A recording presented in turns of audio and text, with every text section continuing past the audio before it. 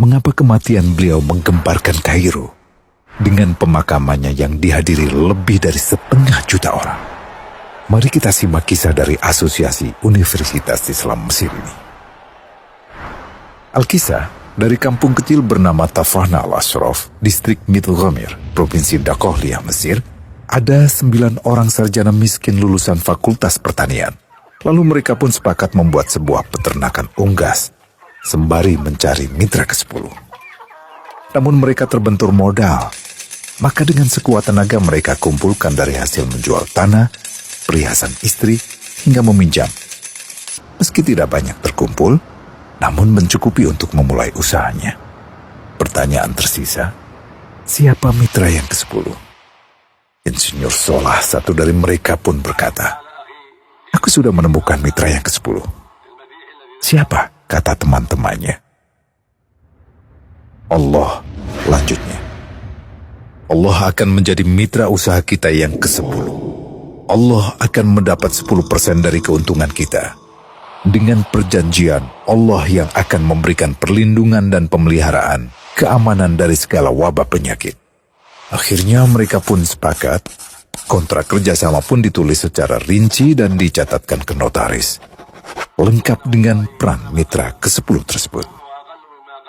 Tak disangka, setelah 1 musim bisnis mereka langsung meroket, jauh dari yang dibayangkan sebelumnya. Lalu mereka pun kembali bersepakat menambah jatah keuntungan mitra ke-10 menjadi 20% di musim kedua, dan begitu seterusnya hingga mencapai 50%. Lalu bagaimana keuntungan mitra ke-10 itu dialokasikan? Dimulai dengan membangun sekolah dasar Islam putra, lalu lanjut putri, kemudian sekolah menengah putra, kemudian putri. Tambah lagi madrasah alia putra, lalu putri. Tapi karena keuntungan terus membanjir, akhirnya dibentuklah Baitul Mal. Dan mereka pun mengajukan ke pemerintah untuk membangun universitas di kampung. Awalnya ditolak dengan alasan tiadanya akses bagi para mahasiswa. Tak berapa lama mereka pun mengajukan pembangunan universitas lengkap dengan stasiun kereta beserta jalurnya dengan biaya mandiri. Akhirnya permintaan ini disetujui.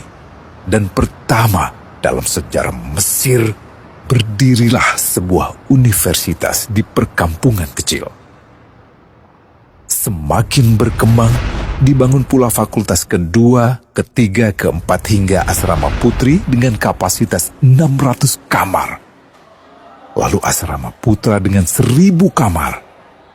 Tiket kereta api pun digratiskan untuk memudahkan transportasi menuju kampung tersebut. Tak cukup hanya itu, dibangun Baitul Mal berikutnya hingga hilang kemiskinan di daerah tersebut. Dan program ini diduplikasi ke kampung-kampung lain hingga bisa dikatakan tak ada kampung yang disinggahi Insinyur Solah kecuali akan dibangun Baitul Mal untuk warga. Bantuan pun diberikan untuk fakir miskin dan para janda. Pemuda pengangguran pun dilatih untuk mengelola perkebunan sayur hingga mandiri, bahkan sampai bisa mengekspor ke negara tetangga. Pada saat panen raya, seluruh penduduk dikirimi paket sayur.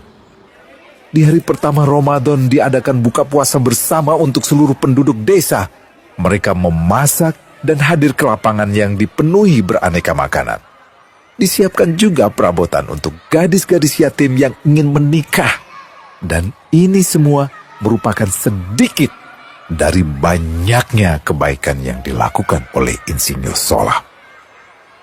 Hingga pada akhirnya disepakatilah keuntungan perusahaan 100% untuk Allah. Insinyur Solah yang awalnya adalah salah satu mitra usaha berubah menjadi karyawan Allah. Dia hanya menerima gaji, namun dia memberikan Tuhannya syarat agar membuatnya hanya butuh kepadanya dan hanya meminta kepadanya. Inilah sosok Insinyur Solah Atiyah, aktor utama kisah menakjubkan ini. Keikhlasannya membuat ia sama sekali menolak terkenal di media massa. Dan kini, meski orang yang melibatkan Allah ke dalam bisnisnya ini telah wafat, terbayang seluruh amal jariahnya yang selalu mengalir untuknya. Masya Allah. Pertanyaannya, akankah ini hanya menjadi sebatas kisah saja? Atau menjadi teladan